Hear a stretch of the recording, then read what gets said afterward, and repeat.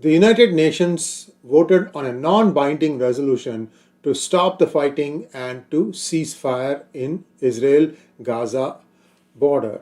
The vote was on predicted lines. 193-member assembly voted 120 for and 14 against with 45 abstentions. India abstained. Well, I think that this is an improvement. India used to be part of that 120. It would have been usually 121-14. But I'm glad that at least now India is beginning to abstain from some of these votes. So at least it's a progress, a little bit of a progress. But our Israeli brethren know that India's hearts, at least the majority of India's hearts, are with them, and they are always standing solidly in support. This was supposed to be a humanitarian truce because things are heating up. And I'm going to show you a video which will tell you how a particular hospital in Gaza is being used as the headquarters of Hamas. This is an illustration, but you'll see the video and you'll understand what I'm trying to tell you. So here we go. The next thing that I want to talk to you about is fighting that is happening in Syria.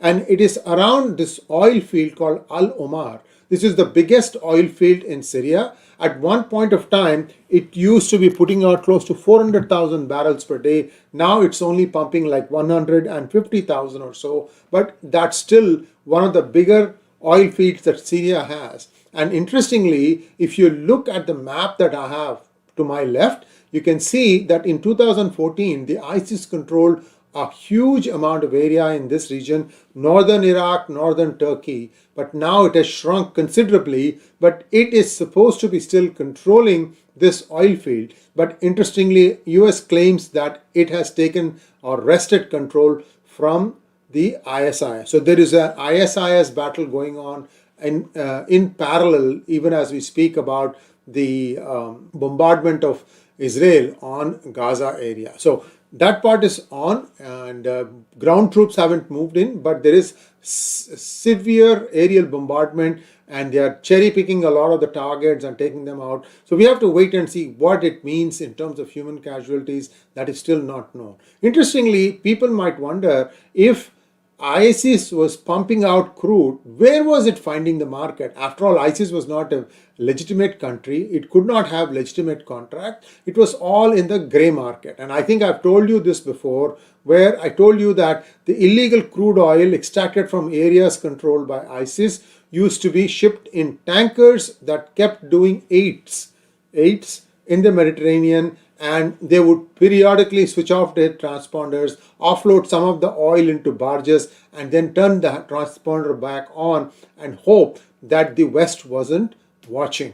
So this has happened all over the Mediterranean. It also, in fact, happened off of the Gulf of Mexico, which is when I think the United States found out how they were trying to offload oil at the same time, not to somebody that the United States knew. So this illegal tampering or siphoning off of crude was happening all the time. This has been stopped, and I also told you that this was done with the help of Erdogan's one of the sons, and allegedly, and the links for all these stories, these happened in 2016, and now it's 2023, and I'm telling you this is probably still going on, because if the ISIS is still extracting crude, it is believed that they still have some areas of influence. Like I told you here, all that shaded region is still ISIS influence, so they still have some property, some territory, and that means that they are still probably selling off this crude to someone.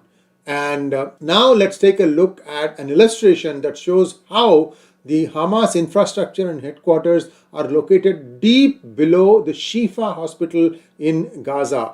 And when you do something like this, where under the garb of humanity you are essentially cheating, that's also a form of terrorism. So let me show you the video that shows you how this is an illustration as to how this was set up.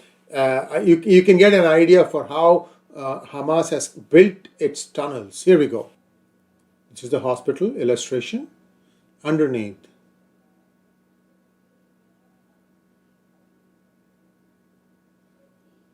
this is how they had built their headquarters underneath the hospital.